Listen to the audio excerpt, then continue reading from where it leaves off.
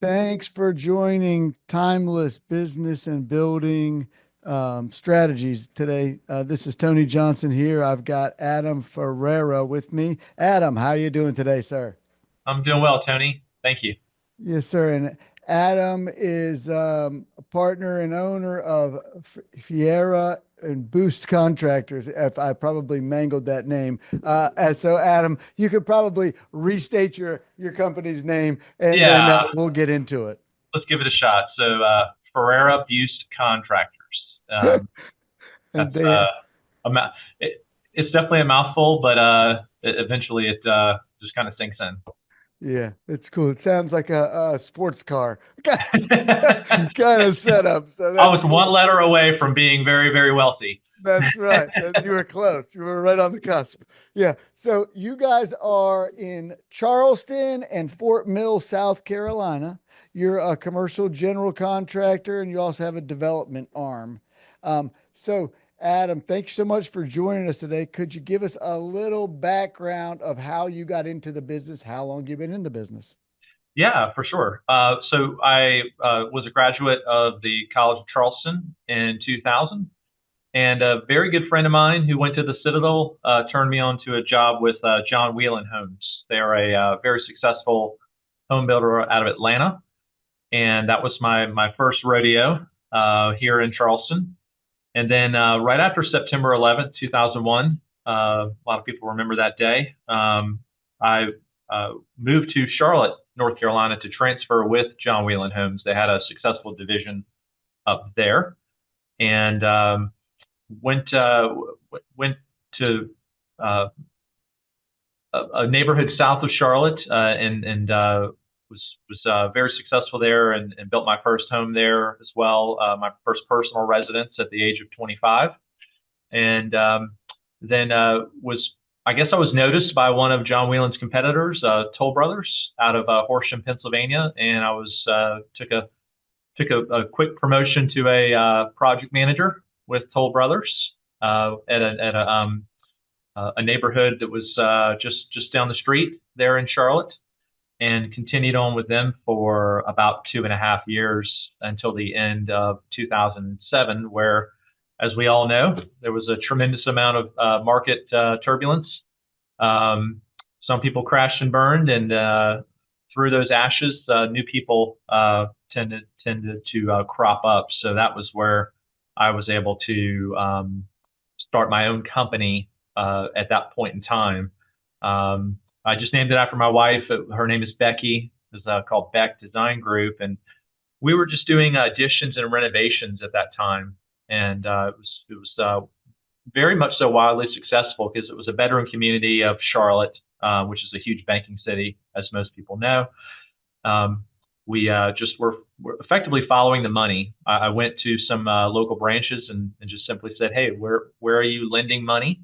And then we started targeting those types of projects. So fast forward a few years, and then I uh, continued on with the home building side. Some new home building was cropping up, and as 2010-11 was moving along, and people were ready to get back to work, and I twisted my business partner's arm, David Buist, who was working for his family's commercial construction company in Florida, to move up to Fort Mill and and give it a chance and grow his family and grow mine.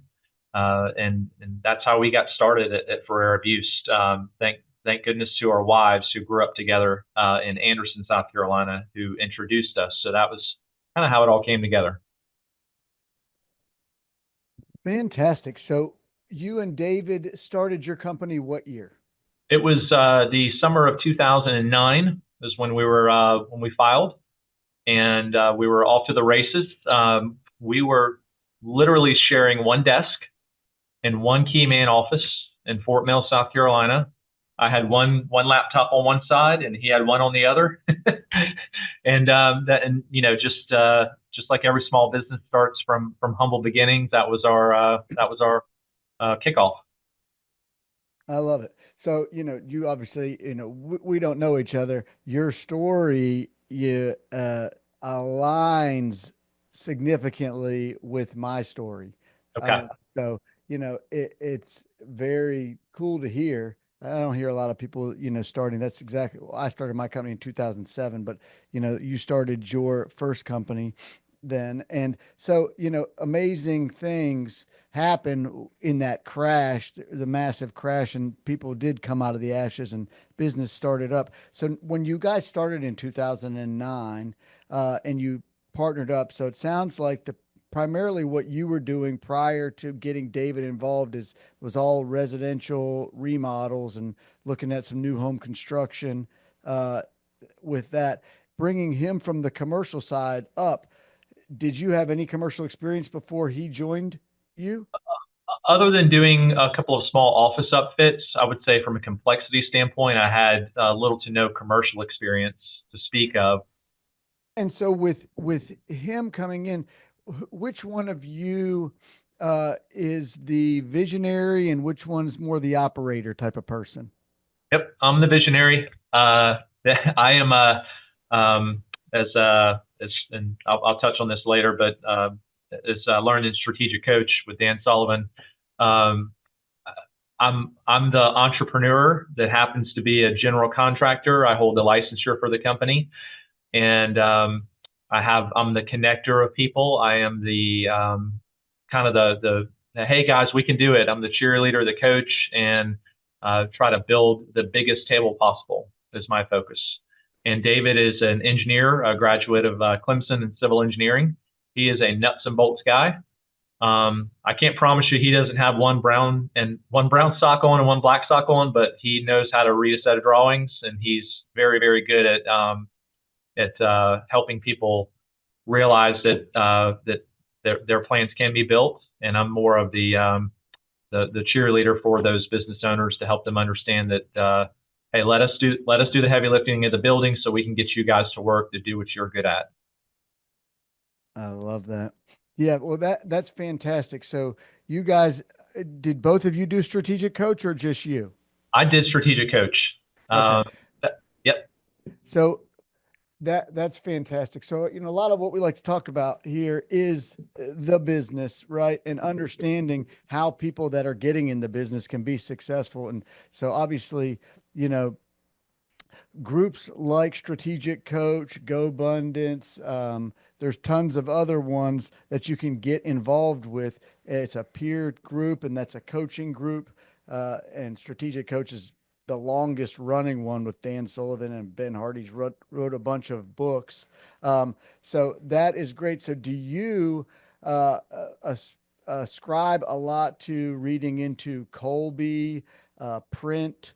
Uh, Yes. Clifton Strengths. Do you Yes. analyze, do you guys work with that? So as you've built up your company, do you utilize those or any other for analyzing potential team members? So what we are using Colby, I would say that it's been a little bit of starts and fits and spurts, because when we started in Fort Mill in 2009 and 10, I expanded our brand back down to Charleston, where I'm from, which is why we opened this branch to target some of the potential North Florida markets and the lower part of the South Carolina, what most people commonly refer to as the Low Country. And we opened this office in the summer of 17, and quickly penetrated the market, because it's certainly still somewhat of a good old boy system, and I'm a seventh generation Charlestonian and grew up here and had plenty of connections. So I quickly jumped into the market to take some market share. But then COVID comes, right? So Mhm.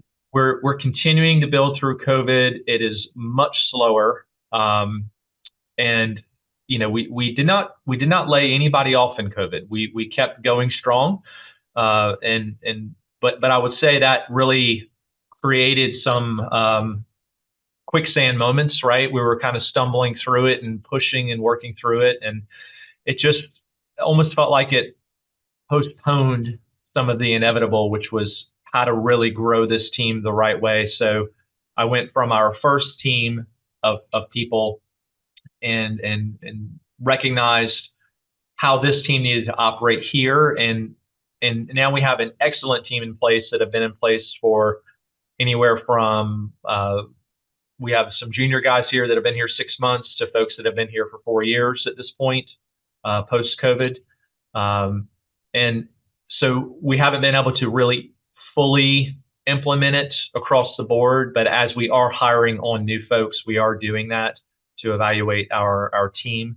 And the way that I can try to build that team in a way that allows me to continue to explore my entrepreneurial strengths and team building strengths, and to really put the right people in place to operate the day to day has been crucial. And that's something that I don't want to overlook today is the strength of our team. So, being the visionary side, you're the future forward thinking piece in your team. So, as you are looking forward and planning for your company's growth, are you looking to expand to other markets, grow market share? What is your vision and goal for your company? Well, as we know, it's organic, right? It's not we're going to do this and then do this and do this. It sort of develops as the market continues to work through presidential cycles, as we work through the money cycle, as we know, it tends to be tougher one administration versus the other. So we've decided as a group, David Buist and I partnered with another gentleman who had experience in the middle market lending sector and was lending money all across the country with a large financing group to help with much larger developments in that, we'll call it the $20 million to $100 million scale range. And we were able to create a separate company called Vulcan Property Group, where our goal is to build 100 buildings over, originally it was 5 years, and then COVID kind of slowed it down a little bit. So we backed that up to 10 years. And we are on that path. We have successfully built over 35 buildings out of that 100 so far. And our goal is to long-term hold those and be the landlord for those buildings. And that's really been great for Ferrara Buist, because Ferrara Buist is a tool in that toolbox to build those buildings and avoid some of the pitfalls of change orders and being nervous about how to control cost, as most developers are nervous about that. So we really help comfort not only our developers that hire us to build for them at FB, but we are having our lenders be very comfortable with the fact that we are controlling costs on the development side as well. So that goes hand in hand. Yeah, absolutely. Now, are you guys taking private investors? Are you allowing in private investors, or is everything just through your partnership group and private equity and lenders? So it's interesting you asked that question. So the project size is going to drive that. So if we have a project that's in that million to 3 million range, we're going to just handle that in-house. Let's say it's a 2-building development. It's what some people will call in the industry an unanchored retail. Or let's say it's a couple of a small little medical complex with 2 or 3 buildings that might be a total of, I don't know, 15,000 square feet. We'll do that in-house. We might bring in some friends and family money, but that's more of an offer than an ask, which is nice because it doesn't put pressure on our family and friends. And then the other projects, we delivered about $50 million worth of new projects in 24 that were larger centers. I'm actually living in one right now as a tenant, which is nice. It's a 5-building establishment here on at Point Hope, the old Guggenheim property in Clements Ferry Road. And we have a medical office building. We have 3 other retail buildings where we have great tenants like Dunkin' Donuts, Firehouse Subs, Domino's, some dock offices, and somehow Ferrara Buist squeezed out an office for itself. So we're kind of the the redhead stepchild of this retail center, but this is a very important corridor to our market, which is why we're here. That's fantastic. Yeah. So, having the ability to build your own, it substantiates a lot. So to speak to what you were saying, when you're able to be the builder and develop the property, not only does it make the bank feel a little more comfortable because they understand that you're able to control those costs and overruns a lot better, but it also saves from your perspective because there's a built in. So it's actually a lot of times it's less money to have to bring up front. So the deal actually makes a lot more sense when you're underwriting it. And you guys are not only then being able to own, operate, and build up that portfolio, um, but you're also giving your company work, right? So you're Yes, keeping you're making sure you can verify for your employees we have something, whether we land this competitive bid or not, we've got these backup plans, right? that's right. So you have definitely thought that through. That is fantastic. So I love how you guys have put all that together, and I like the idea of the you've set the standard of the 100 buildings, but you didn't. A lot of people would specify it as maybe a square foot under management they're gonna get, but Yeah, to just kind of throw out, yeah, this amount of buildings. That I like that idea. So, and you guys say that you are on path for that. That you've done 35 out of the 100. This is all great. Your additional partner that you've brought in, how did you guys when that came together, where does he fit in and how does he fit in on that mix? It's typically a little more difficult with three instead of two. for sure, for sure. So the way we have each of us kind of have our own lane, our own sandbox. So I'm here in Charleston, and I am a member of Vulcan Property Group as well as Ferrara Buist. And David and Scott operate out of the Fort Mill office because that's where their residences are and kids are in school and whatnot. So we're all in our late 40s. So we all still have kids in school. So that we're all doing life together on the same timeline. That's part one. Part two is I don't want this to kind of go without saying. We're all godly men, right? We are Christians, and we feel like that. We want to operate our business as such. It's not about perfection, right? But it's about how to just know we can put our heads on our pillow at night, that we've done the right thing that day. It may not be the right thing for the business, but it's the right thing for the project and the client.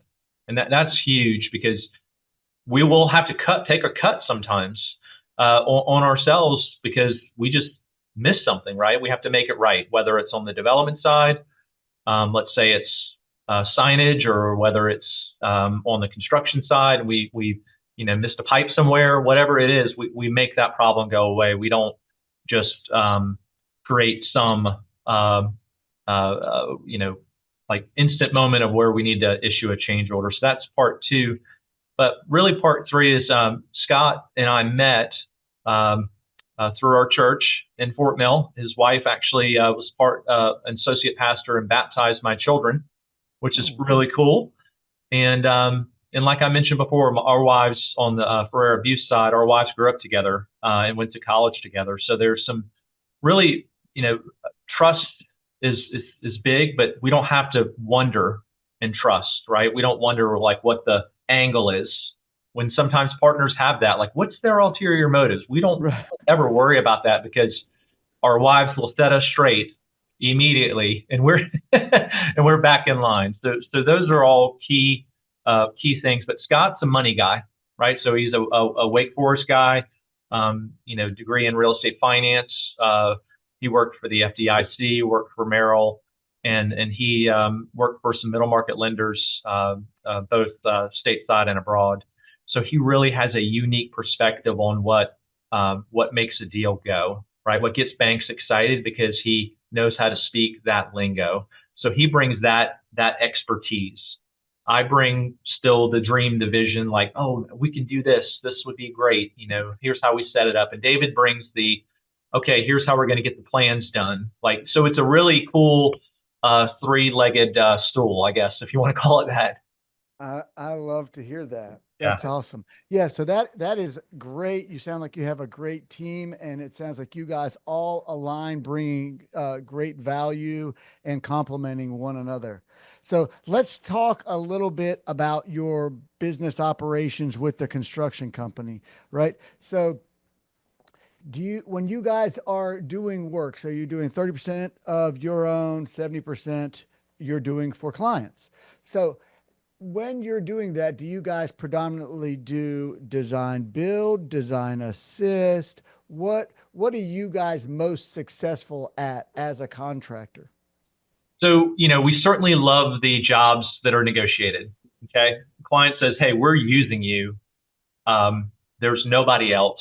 And we're going to manage the design process. We want to bring you in at small, at value engineering moments, to try to, for the layperson, opportunities to have the same activity take place. It's the same result, but maybe it saves money, right? So that's that approach.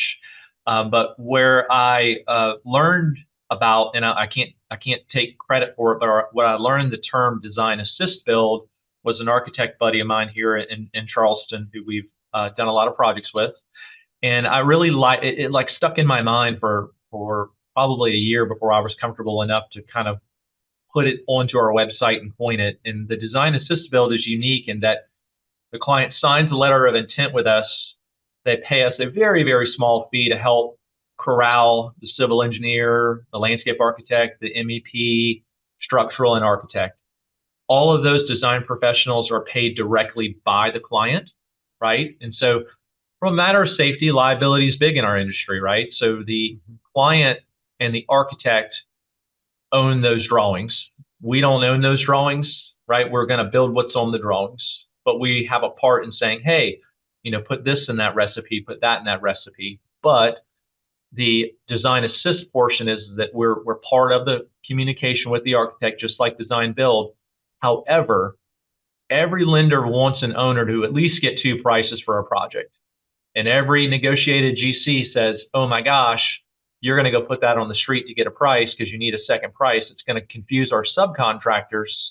They're going to now wonder if we have the project. So every story I told them about having that project is now maybe seems not so true. So now I have egg on my face. In this case, our client knows they can go get a price at any moment, because if they fall out of love with me during the design build process, and I've seen that happen on more than a dozen occasions, they're stuck with me because I own the drawings. They're real, and that's not fair to them because it's their business, it's their money, it's their land. Why would I make them beholden to me? So I feel like if I give them that freedom, right, it's that, you love it, let it go, and if it comes back, it's yours. If it doesn't, it never was. So that's my approach to it, and I really feel like that's the best way to do it. There's some risk, but I also think the reward is so much better because they're saying yes to you. They're not just feeling obligated. Right. And now, do you run in every time when you're doing a design assist where the owner is getting a second price? So I've had 3 owners get a second price. Okay. And inevitably, if they do, I don't ask them who gave them the price. I do ask them to send me a schedule of values that are maybe has some blinds on it, so that we can do a leveling of the bid. And I'll give you a great example. An ice cream shop we're building right now, they got a bid. The bid was about 30 grand less than ours. And I said, I'm scratching my head and I'm thinking, there's no way that this is possible. I literally live next door to the site, and there's no way this guy's that much less expensive than us, because we're cutting it pretty thin because we're right next door and we're neighbors. And lo and behold, there were about 10 items that added up to about $60,000 that were just not thought about on either his part, or maybe they were shown as, alternates or ads. Owner supplied. Owners, Something. yeah, but Joe Consumer doesn't know how to level set a bid, and we do. So it's cool because it keeps our pencil sharp and honest, but it also gives them the comfort that they've really paid us to do something of value to them. We've got to bring value to the project. Yeah, I mean, I think that is fantastic. Yeah, and more times than not, when you're going and assisting on a design like that, you're making sure everything is covered. So the risk that you run into, just like what you're speaking of, is when they bring in that second party is leaving things off. And so that's where it comes in. Uh, a construction management company potentially, right? You don't like those, but it's the reality is you have to have it's the risk that an owner runs into, to speak to you, that they don't have the knowledge and expertise to understand, is that when you're going through that iteration, that process, and you're doing a design assist, you're making sure everything is covered. Then you bring in someone from a competitive bid standpoint, and they just want to do the bare minimum on the drawings and might have a backside change order plan. So Right. they're doing a low number. And so, doing a disservice to your client. So it's sometimes difficult to be able to show them the bid leveling. It's sometimes where the owners, and where I run into this, and I'd love to get your insight, where the owner doesn't allow or doesn't state that they say everything just looks right. And you really have to have a strong relationship built for that owner to, allow you to do that. Right. How have you handled that to make sure you overcome that hurdle? So because we've professionally speaking, we've been in bed with this owner for a year now, right? Through all the entitlements, through the permitting, and I haven't gone into that portion of it when we help them find land, and sometimes we help with finance acquisition. That's the advantage of being a developer. We can really give them the comfort. Not only do we know we can do it for you, but we can show you we've done it for us on dozens of occasions. So that's almost like it's not really a big deal, and it's not so overwhelming. And when you can bring them through your project in real life, that's part one. But part two is when they almost look at you like you're crazy when you say, "Hey, we would encourage you to get another bid." I want them to get another bid every time, because I want my estimating department and my pre-construction team to see, like, oh, I could get this done for that price if that in fact is an accurate price. But Right. the other portion is too, we have a really unique checklist for our development of our projects that is something only a developer that's very seasoned would know how to put together. We open up the coffers on all of our goodies that we use to do development with all of our clients that want to do development, especially the first time clients that are doctors that love to occupy 51% of their building because they want to rent out the balance of it, and the bank loves it because they're a doctor and they're under occupied. We can really help them navigate that process. And I've had clients where I've said, "Hey, let me see your business plan. Can you get financing for this?" And I ask that with all due respect. Let us help you with that. So we do a lot of business coaching without really advertising that we do business coaching. And I know we're doing it well, or well enough, because our trade partners are coming to me asking for help to develop their own spaces, which is really, really flattering. And the last part is, the simple questions like, "Hey, did that contractor look at the landlord work letter if it's a first generation space?" "Oh, I didn't send that to them." "Well, how do they know what the landlord's promising you versus what you need to put in, but versus what the other GC needs to put on his quote?" And that very thing happened to one of our other clients building a pizza shop in Summerville, South Carolina. The landlord missed about $20,000 worth of work.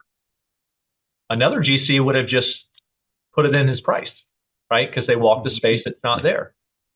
Well, I went to the owner and said, "Hey, this landlord owes you this work.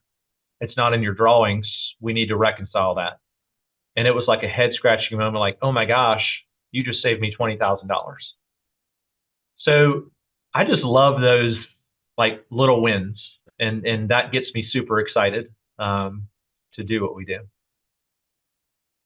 That's amazing. You know, it speaks kind of volumes to who you are as a person. So that, you know, to go back to speaking of yourself earlier, you're godly men, you and your partners. So that is true, and it's refreshing to hear something like that. You know, being in this industry, coming upon 20 years.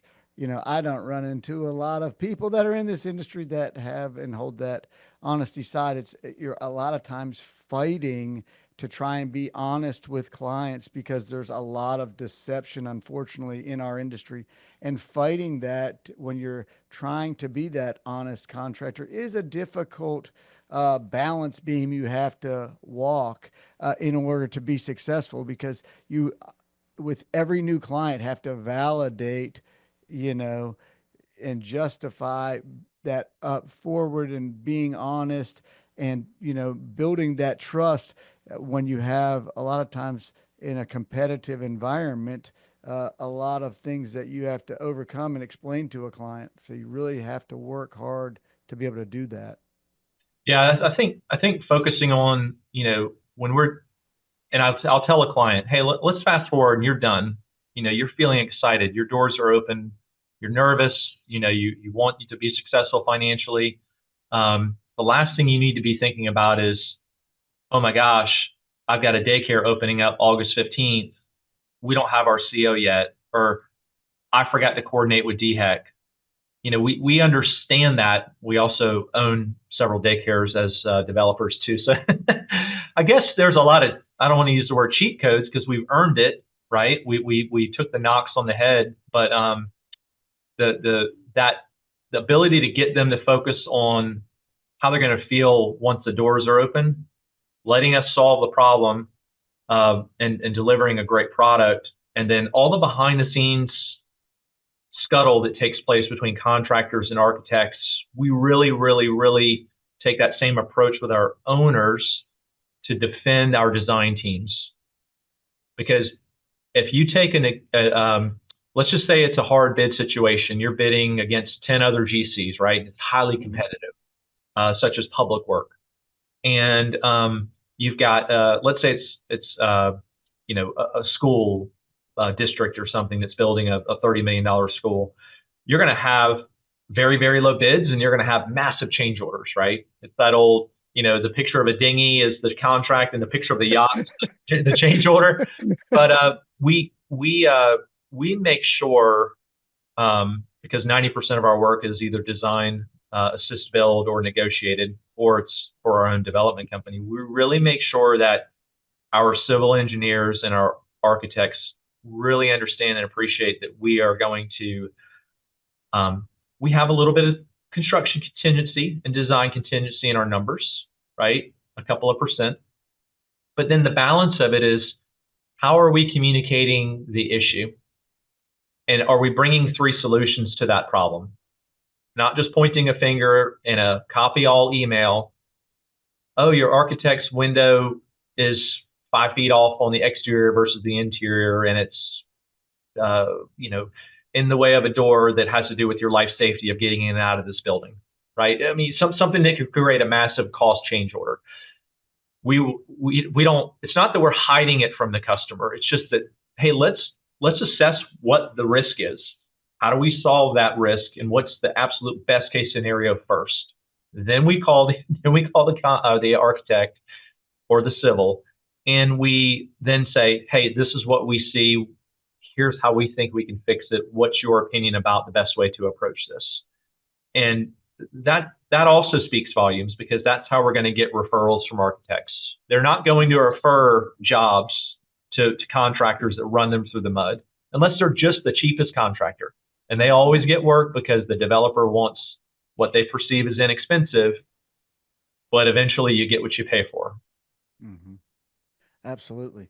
Yeah. So if somebody's trying to hold on to a building, which to speak to you, if you're going to be occupying 51% of a building, a lot of times, you would really need to pause if you want to go with that lowest bid, because you're going to be dealing with that building for years to come. So Right. the cost initial costs in the long term is going to be a big problem for you. All right. So just real quick, I know you've mentioned it again. So could you, for the listeners, just explain when you're saying design assist or negotiated, can you explain, now we've discussed your design assist, can you explain negotiated for the listener?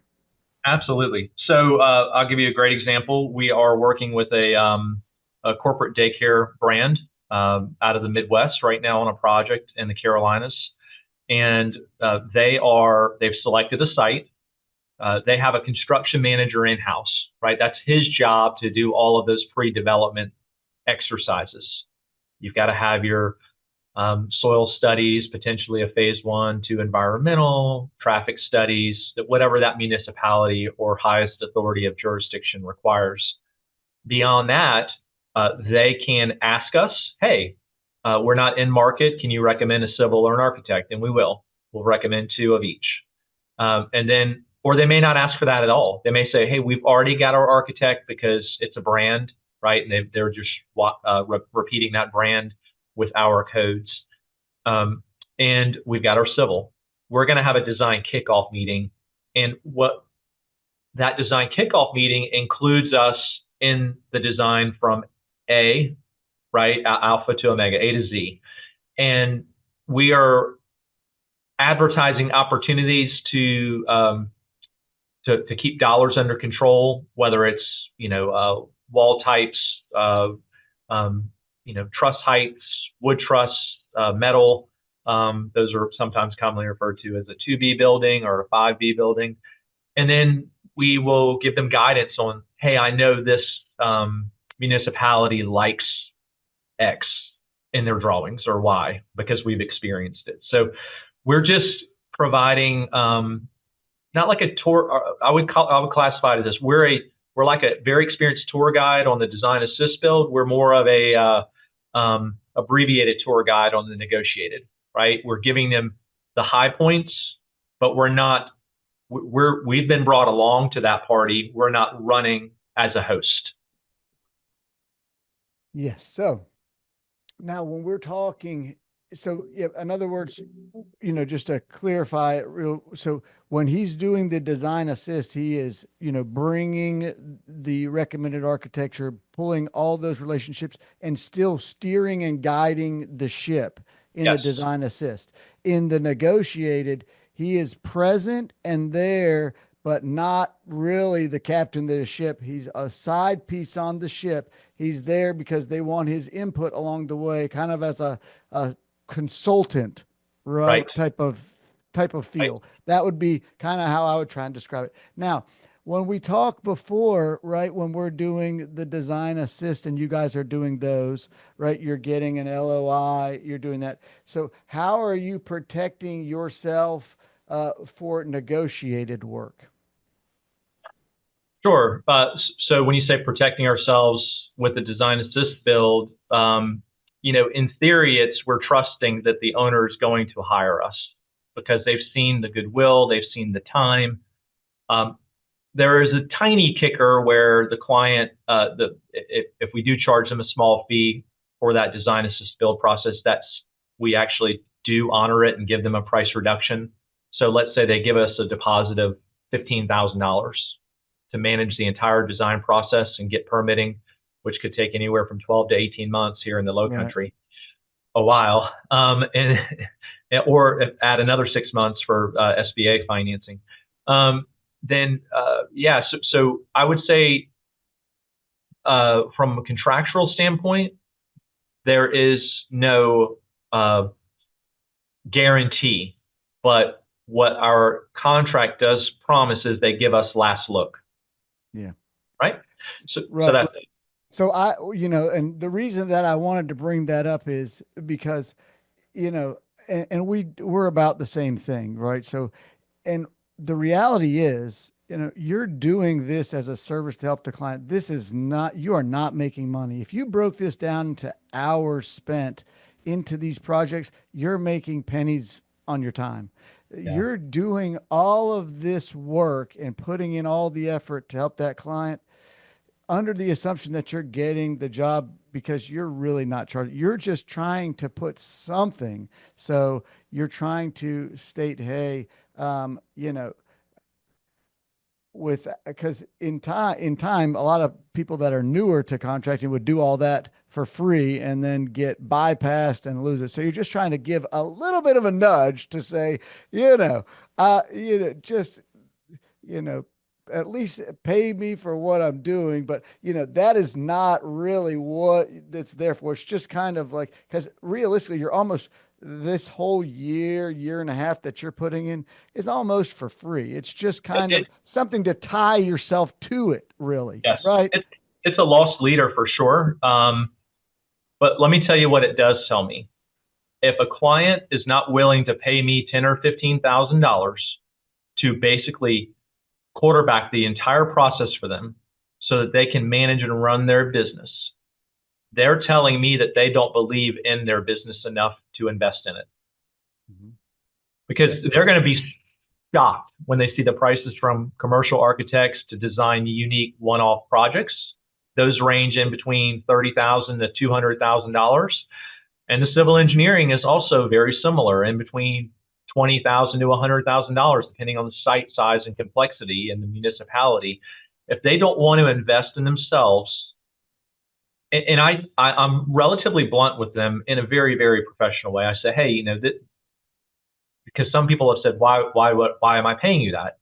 Well, I'm giving it back to you when we go to start your project, and I promise you I am. It is a line item in there, and we don't inflate the numbers to just offset it. It's honest truth. It's just the integrity that we work with. And I'll say, hey, it's important for these designers and your lender and your investors potentially, or your partners and your employees, to see that you're willing to invest in your business. And if now's not the right time, we want to be here for you when it is. But I've had clients that didn't want to do it, and their projects still haven't happened yet. Well, yeah, that's typically it. So, so it's a call sign for me that if they're not going to do it, then it's not probably a real project. Yeah, absolutely. I would agree wholeheartedly. And if someone's not, if someone, for anyone out there, if someone's not willing to invest in you, it's probably not the best client for you, because if they don't see value in you just from this standpoint, then how much value are they really putting on you during the project? That might be the type of client that's going to try and override you, try and go on, and that you're going to have issues with later within the construction process. So it could be a leading indicator that this isn't the right relationship, and beware. That's right. So just something to put out there. One last thing before we finish up, Adam, and I've really enjoyed our conversation. Could you tell me, with the evolution of technology right now in the industry, there's a lot happening. So I know just with my company, AI, we're trying to just keep up with it, right? There are so many things happening. How are you guys handling all the technology changes with AI and worrying about robotics and labor capacity? How are you guys trying to think of that moving forward? So because we're not really in a production area environment, such as a merchant builder is building the same model in a neighborhood, 100 times over, but we are building unique one-off buildings. I would say on the labor side, with respect to the real construction, we haven't really implemented anything new in that respect. I would say we're implementing more oversight with our cameraing systems and how those are integrated within our software. Like Red Team is one of the softwares we use. We did move from Procore. It just was not the best fit for us. Red Team was designed by a GC, so we use them. And we are using on the what I would say the early on stages, right? The diligence period, the site studying. Oh my gosh, I cannot tell you how many times I'm using my phone to pull up, Land Glide to pull up land information, using, Moser to measure, site topo, even though we don't have much down here, topography. We have a lot up in Charlotte. We're using AI, test fit to help forecast what a site could look like. because maybe the civil engineer doesn't have time to draw us a concept plan for a site. Whereas I remember when I first started on the residential side, I was hand drawing some of these small additions that we were doing because it was within the footprint of the home. Maybe we were adding a second story to a garage or something. So between our project management software, the way that we're communicating interpersonally within our teams, our short and long-term video cameraing systems. Blue Ox is another great one that does some, like you can see your project compressed into like 30 seconds from start to finish, which is really cool. And certainly we're staying with the back to our normal stable efforts with, like, obviously we use drone technology to see what's going on with our sites in progress on a monthly basis. We work with a company that does that for us. So I would say that, we're investing a solid 1.5% to 2% of our total volume in that type of technology as a matter of our gross sales. Hopefully that answered your question. That was a fantastic answer. So there was a lot of great tidbits in there on some of the new products that you mentioned. And, to go back to what also you mentioned, I was just on a call earlier today regarding Procore. So, that's a challenging software because it's an industry standard, I would say, software for project management. It's it's got a lot of complaints from a GC side. So when you say, yeah, Red Team was created by a GC, Procore is one of those companies that does not look out for the client. It's more of a gotcha bait and switch company. Like I would, it's a pay for play platform. And as it has gotten bigger, it's gotten more expensive. You would think as it's gotten bigger and more subscribers that they could maybe have better offerings to the, your, I don't know what the term is, your original users. But yeah, it can't be, the barrier to entry cannot be so painful financially. And the simple fact that the deal killer for me with Procore, and we told them this about 38 times in a 3-year period, was we could not run our scheduling through Procore. You have to schedule outside of Procore and then dump into Procore. Well, quite frankly, we could just have our own Google Docs and do the same thing. Yep. And it's not, it was awesome for pictures. It was awesome for RFIs and whatnot and submittals, but it's just not that good for the lay superintendent. Yeah, absolutely. Yeah. And so what he's saying is one of the big disadvantages of Procore is they have basically a third party, or it's kind of a Procore drive that you take your Microsoft project scheduling software and you can't update. You have to go through a drive and go in and update. You can't just go within this very expensive software and adjust your schedule. You have to go into the secondary program outside, go through basically a port and almost, integrate it in. It's the craziest thing I've ever seen in my life for a software that costs such an arm and a leg, like 3 times what every other one costs. You've got your other ones that are great for residential use, but we found that the switch to Red Team, switching is always painful, right? But I will tell you that when you go back to remembering what it used to be like versus how you then operate, then you're like, oh my gosh, this is so much better. You don't want to keep going back to the same old thing. It's probably not PC to say the kind of the beaten wife syndrome. You just keep coming back to it, and you just feel terrible. You just feel like, oh, I'm just used to it, so I'll just keep coming back to it. Yep. You should not do that in any business. If you feel in your gut that something's not running the way it should, research, chat GPT it, whatever, you figure it out. Don't ever just stay status quo. Because every business really should be organic in most cases. Even the large franchises should still be able to think autonomously to function in some capacity. Absolutely. Yeah. And so, just to reiterate what he was saying, Red Team is who they're using, which is a very good alternative platform. Autodesk is another one that is Yep. more expansive than Red Team and offers more alignment with Procore. I mean, they Yep. are a bigger company and they actually offer even more things than Procore.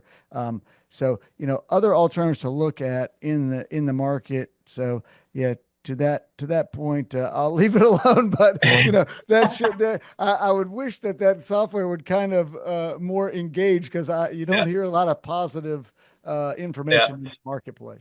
Tony, I can promise you, David Buist, my partner, who will listen to this podcast at some point, is going to be so excited that you and I are fighting for the little guy That's right. with Bro. He is a yeah. It was just not good. So it's but we're really happy with the change and I don't know how much more time we have left. I just want to be very cognizant and give a shout out to the total team, right? So my wife is our HR manager. She has a master's in accounting from Clemson, and she manages all of our HR personnel onboarding and whatnot. So she's part of this as a family.